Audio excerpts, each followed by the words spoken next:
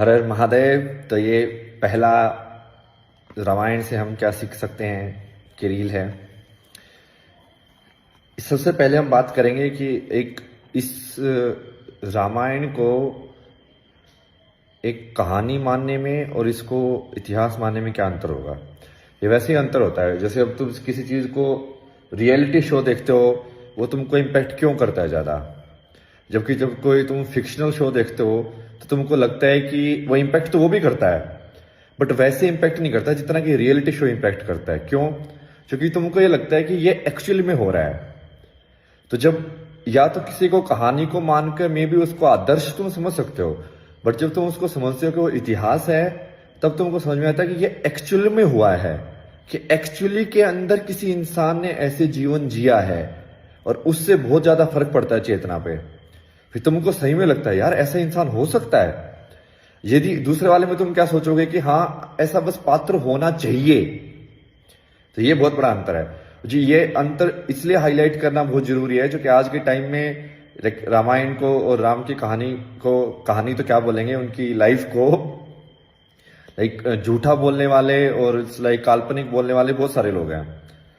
In fact इस चीज को एक इतिहास से रिड्यूस करके एक धार्मिक ग्रंथ जिसको बोला जाता है, धार्मिक ग्रंथ अब उसके अंदर वैसे ही नहीं है कि कोई हिंदू धर्म का ग्रंथ है। धार्मिक ग्रंथ मतलब कि एक धर्म जो है इस संसार के साथ तुम सिंक में होके कैसे जीना है। अब धर्म जो है वो हमेशा वक्त के हिसाब से बदलता रहता है, क्योंकि संसार वक्त के हिसाब से बदल जाता है। तो यदि संसार के हिसाब से समन्वय बना के रहने का नाम है, तो जब राम का जो टाइम था उस टाइम पे Ram was the perfect you can say character और the perfect bit of the universe जो कि उसके साथ सिंक में था। दैट वाज द धर्म। अब इसके लिए भी इस पूरी ग्रंथ को या इस पूरी कथा को तुम यदि कॉन्टेक्स्ट के अंदर नहीं सुनोगे या कॉन्टेक्स्ट के अंदर नहीं समझोगे कि उस राम के टाइम पे जो टाइम था उस टाइम पे वो धर्म था।